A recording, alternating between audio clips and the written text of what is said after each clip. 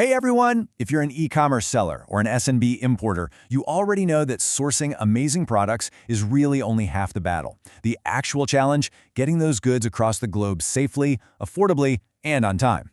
So today in this explainer, we're going to completely demystify the complex China to USA import process.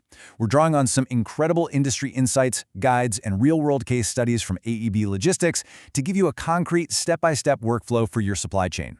Let's get right into it. Here is our roadmap for today. We'll be covering the e-commerce import challenge, supplier pickup and consolidation, choosing your transit method, navigating U.S. customs smoothly, and finally, door-to-door final delivery. All right, let's jump right into part 1, the e-commerce import challenge. So how exactly do you get products from a Chinese factory to a U.S. customer without totally killing your margins? This is the million-dollar question, right? It's the very first major hurdle every importer faces, and honestly, it's what keeps Amazon FBA merchants up at night. You can negotiate a fantastic price for your product, but if your logistics plan isn't rock solid, those hard-earned margins will just vanish into thin air over the Pacific Ocean. Getting this right from day one is absolutely crucial for survival. Our sources highlight some pretty massive pitfalls you need to watch out for. A huge one is hidden costs in CIF shipping.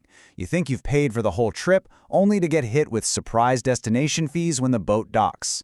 Then there's the terrifying reality of freight fraud, scammers posing as legitimate agents. Add in the headache of missing paperwork and the sheer confusion over three-letter acronyms like FOB, which means free on board, CIF, or cost, insurance, and freight, and DDP. Well, it's easy to see how an e-commerce business can derail before it even gets going. Moving on to step 2, supplier pickup and consolidation. Okay, so to avoid all those headaches, you really have to take control of the workflow right from the factory floor. Here are the concrete initial steps a professional freight forwarder handles at the physical start of the journey. First, they coordinate directly with your supplier. Then they actually manage the factory pickup and handle the domestic transport over to a major export hub.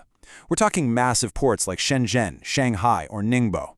Finally, your goods hit a warehouse for consolidation. This takes the entire burden of domestic Chinese logistics completely off your shoulders. Now, that consolidation step, it is vital, mainly because of LCL, or less than container load. If you're an SMB and you don't quite have enough product to fill up an entire 20-foot or 40-foot shipping container yourself, well, you shouldn't have to pay to ship empty space. So your forwarder consolidates your goods with other shippers into one single container. It's an absolute game changer for keeping costs down while you're still scaling up. And throughout this entire initial phase, visibility is literally everything.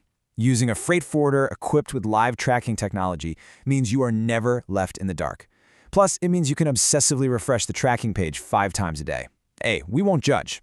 For an e-commerce seller trying to manage tight inventory levels, that kind of peace of mind is just invaluable.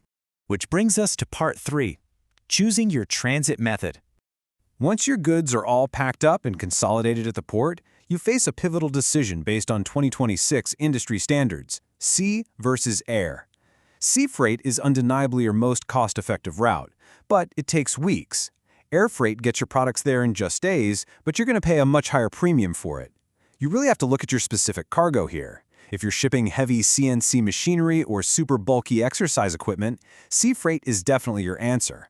But if it's a small, high-value, urgent restock to prevent your best-selling Amazon listing from going dark, air freight is absolutely the way to go. And hey, if you do choose sea freight, you'll need to optimize your container strategy by deciding between FCL and LCL. FCL, full container load, means the box is exclusively yours. It's generally faster because it doesn't need to be sorted and deconsolidated at the destination.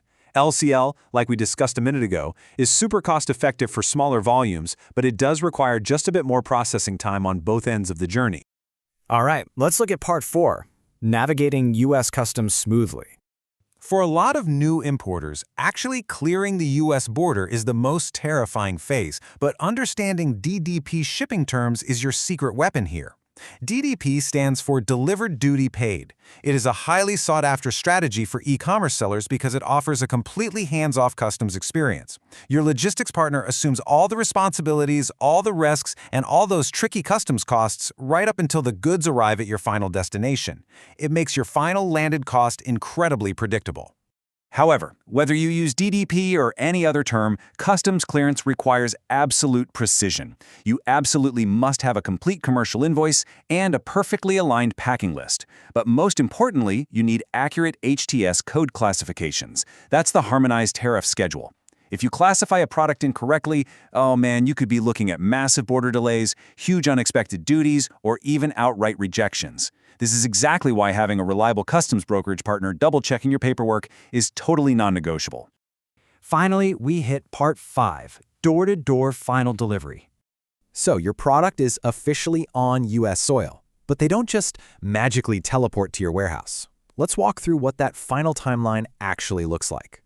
First, the vessel arrives at the U.S. port. Then, the goods sit through the whole customs clearance process.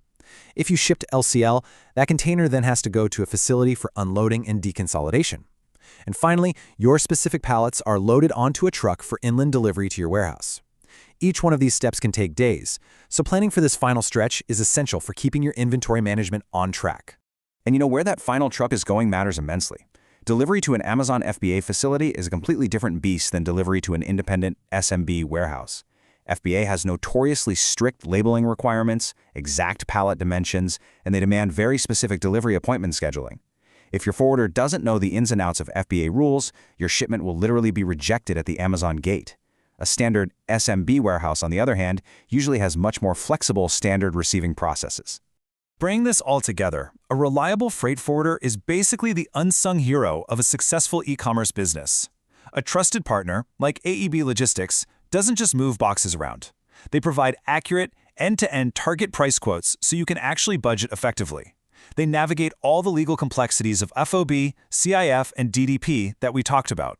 They even help you strategize around massive seasonal disruptions, like Lunar New Year delays, acting as a dedicated partner to help you scale your business safely and efficiently. So, I want to leave you with this final thought to chew on.